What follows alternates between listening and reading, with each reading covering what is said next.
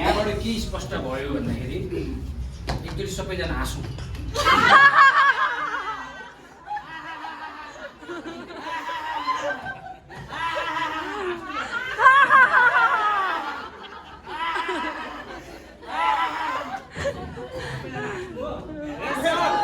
स्पष्ट सन्देशले के दिन्छ भन्दाखेरि तपाईँलाई ठुलो पैसा चाहिन्छ भने तपाईँ प्लानमा ठुलो कुरा नगर्ने।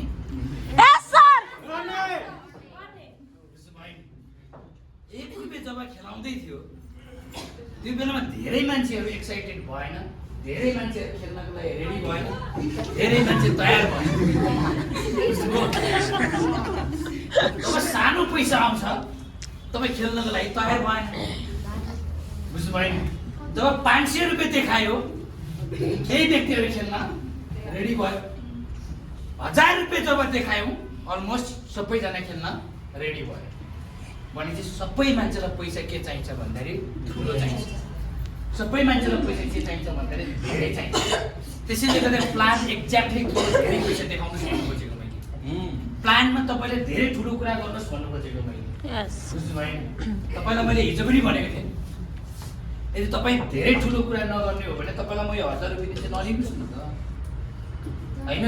तपाईँलाई म 2000 रुपियाँ दिन्छु नलिनुहोस् न त, बुझ्नुभयो नि? त्यसैले गर्दा मान्छेलाई चाहिँदा त के रहेछ?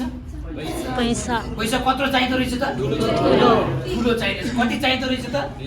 धेरै चाहिँदो रहेछ। अब ठुलो पैसा चाहिन्छ, धेरै पैसा चाहिन्छ भने प्लानमा किन ठुलो कुरा नगर्ने? किन नगर्ने होइन? प्लानमा धेरै पैसा किन नदेखाउने? बुझ्नु भएन? आज यो 1000 रुपियाँलाई यसलाई जति नै कोच्छु यसलाई काचा कुचुङ नै बस्छु। तपाईँले च्यात्यो भने राख्नु भएको छ। 1 रुपियाँ मैले कुल्चिएको भए तपाईँले च्यात्यो भन्नुहुन्थ्यो।